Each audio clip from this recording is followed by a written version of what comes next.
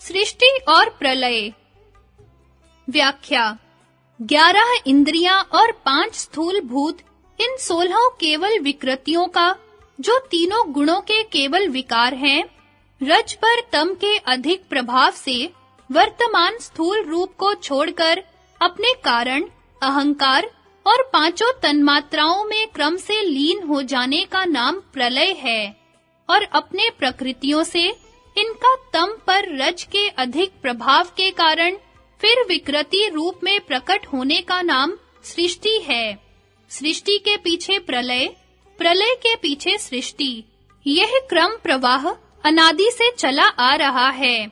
जिस प्रकार ठीक रात के 12 बजे से दिन आरंभ होकर रात के 12 बजे समाप्त होता है, यद्यपि सूर्योदय से सूर्यास्त तक दिन और सूर्यास्त से सूर्योदय तक रात्रि कहने में आती है, इसी प्रकार सृष्टि उन्मुख और प्रलय उन्मुख अवस्था परिणाम निरंतर चलता रहता है। यद्यपि स्थूल भूतों में जब से व्यवहार चलने की योग्यता का अभिभव होता है, तब से प्रलय, और जब इसका प्रादुर्भाव होता है, तब से सृष्टि का आरंभ होना कहा जाता है।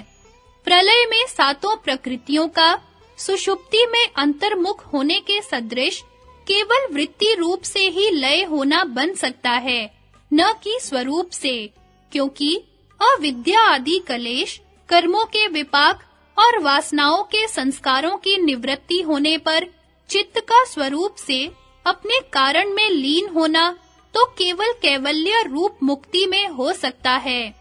यहाँ यह भी बतला देना आवश्यक है कि स्थूल भूतों की सूक्ष्मता के तारतम्य को लिए हुए तन्मात्राओं तक एक सूक्ष्मावस्था होती है, जिसके अंतर्गत सारे सूक्ष्म लोक लोकांतर हैं। प्रलय में केवल पृथ्वी, जल और अग्नि का स्वरूप से लय और सृष्टि में स्वरूप से उत्पन्न होना होता है। यथा तदेक्षत बहुश्याम प्रजायेति तत्तेजो असृजत, तत्तेज एकशत बहुश्याम प्रजायेति तत्पो असृजत, तस्माद् यत्र क्वच शोचति स वेदते वा पुरुष तेजस एव तद्ध्यापो जायन्ते ता आप एकशंत बहव्यः श्याम प्रजाय महीति ता अन्नम सृजन्त, तस्माद् यत्र क्वच वर्षति तदेव भूयिष्ठमन्नम भवतये धभ्य एव तद्धयनाद्यम जायते। उसने ईक्षण किया, मैं बहुत हो जाऊं, प्रजा वाला हूँ। उसने तेज को रचा, उस तेज ने ईक्षण किया, मैं बहुत हूँ, प्रजा वाला हूँ। उसने जल को रचा, इसलिए जहाँ कहीं पुरुष गर्म होता है और उसे पसीना आता है, वहाँ तेज से ही जल उत्पन्न होते हैं। उस जल ने ईक्षण किया, मैं बहुत हूँ, मैं प्रजा वाला हूँ। उसने पृथ्वी को रचा, इसलिए जहाँ कहीं वर्षा होती है, वहीं बहुत अन्न अर्थात पार्थिव पदार्थ उत्पन्न होते हैं। न्याय और वैशेषिक भी यहीं से सृष्टि को आरंभ करते हैं। श्री कृष्ण महाराज ने गीता अध्याय 8 में सृष्टि की उत्पत्ति और प्रलय का क्रम इसी प्रकार बतलाया है। यथा आ ब्रह्म भुवना लोकाः पुनरावर्तिनो अर्जुन मामुपेत्य तु कौन्तेय पुनर्जन्म न विद्यते। सहस्त्र युग पर्यंतम हरेद ब्रह्मणो विदुः रात्रिम युग सहस्त्रांताम ते अहोरात्र विदो जनाः अव्यक्ताद् व्यक्त्यः सर्वाः प्रभव अन्त्य अहर्गामे रात्र्यगमे परिल्यन्ते तत्रैव व्यक्त संज्ञके भूतग्रामः स एवायम् भूत्वा भूत्वा प्रलीयते रात्र्यागमे अवशः पार्थ प्रभवत्य हरागमे। हे अर्जुन, ब्रह्मलोक से लेकर सब लोग पुनरावर्ती स्वभाव वाले हैं, परंतु हे कुंती पुत्र, मुझको प्राप्त होकर पुनर्जन्म नहीं होता है। ब्रह्मा का जो एक दिन है, उसको 1000 चौकड़ी युग तक अवधि वाला और रात्रि को भी 1000 चौकड़ी युग तक अवधि वाला जो पुरुष तत्व से जानते हैं, अर्थात जो अनित्य जानते हैं, वे योगी जन काल के तत्व को जानने वाले हैं। संपूर्ण दृश्य मात्र भूतगण ब्रह्मा के दिन के प्रवेश काल में अव्यक्त मूल प्रकृति से उत्पन्न होते हैं और ब्रह्मा की रात्रि के प्रवेश काल में उस अव्यक्त मूल प्रकृति में ही लय होते हैं। हे अर्जुन, वही यह भूत समुदाय उत्पन्न होकर प्रकृति के वश में हुआ रात्रि के प्रवेश काल में लय होता है और दिन के प्रवेश काल में फिर उत्पन्न होता है। संगति, अब सृष्टि के अवान्तर भेद बतलाते हैं। सृष्टि के 3 भेद। अध्यात्म अधिभूतम आधिदेवम च। सृष्टि के 3 अवान्तर भेद हैं, अध्यात्म, अधिभूत और अधिदेव। पहला, अध्यात्म, जो अपने साथ सीधे संबंध रखने वाले हैं, जैसे बुद्धि, अहंकार, मन, इंद्रियां और शरीर। दूसरा, अधिभूत, जो अन्य प्राणियों की भिन्न-भिन्न सृष्टि से संबंध रखने वाले हैं, जैसे गौ, अश्व, पशु पक्षी आदि। तीसरा, अधिदेव, जो दिव्य शक्तियों की सृष्टि से संबंध रखने वाले हैं, जैसे पृथ्वी, सूर्य आदि। व्याख्या: अध्यात्म, अधिभूत और अधिदेव सृष्टि के संबंध से 3 ही प्रकार का सुख दुख होता है, आध्यात्मिक, आधिभौतिक और आधिदैविक। आध्यात्मिक सुख दुख 2 प्रकार का है, शारीरिक और मानसिक। शरीर का बलवान, फुर्तीला और स्वस्थ होना शारीरिक सुख है। शरीर का दुर्बल, अस्वस्थ और रोगी होना शारीरिक दुख है। इसी प्रकार शुभ संकल्प, शांति, वैराग्य आदि मानसिक सुख है। ईर्ष्या, तृष्णा, शोक, राग, द्वेष आदि मानसिक दुख हैं। आधि भौतिक सुख वह है जो दूसरे प्राणियों से मिलता है, जैसे गौ आदि से दूध घृत का, घोड़े आदि से सवारी का, और आधि भौतिक दुख जैसे सर्प बिच्छू आदि के काटने से होता है। आधि दैविक सुख प्रकाश वृष्टि आदि से होता है। आधि दैविक दुख अतिवृष्टि और बिजली आदि के गिरने से होता है। संगति: मोक्ष की उपयोगिनी अध्यात्म सृष्टि का अगले सूत्रों में सविस्तर वर्णन करते हैं। 5 वृत्तियां। पंचाभिबुद्धय, बुद्धि की वृत्तियां 5 हैं। व्याख्या: वृत्तियां 5 प्रकार की हैं, प्रमाण, विप्रय, विकल्प, निद्रा और स्मृति। प्रमाण यथार्थ ज्ञान को कहते हैं। यह 3 प्रकार का है, प्रत्यक्ष, अनुमान और आगम। विपर्य मिथ्या ज्ञान को कहते हैं, जो वस्तु के असली रूप में प्रतिष्ठित न हो, जैसे रस्सी में सर्प और सीप में चांदी की भ्रांति। विकल्प भेद में अभेद और अभेद में भेद वाले ज्ञान को कहते हैं, जैसे पानी से हाथ जल गया। यहाँ अग्नि और पानी के भेद में अभेद का ज्ञान है। और काठ की पुतली, यहाँ काठ और पुतली के अभेद में भेद का ज्ञान है।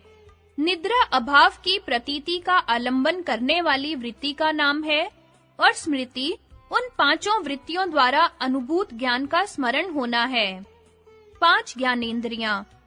पंचदृग्योनय, 5 ज्ञान के स्रोत हैं ज्ञानेंद्रियां, जो है नेत्र, श्रोत्र, घ्राण, रसना और त्वचा। व्याख्या: नेत्र, श्रोत्र, घ्राण, रसना और त्वचा, ये 5 ज्ञान के स्रोत हैं। ये ज्ञान के प्रवाह बुद्धि के लिए अंदर बहते रहते हैं।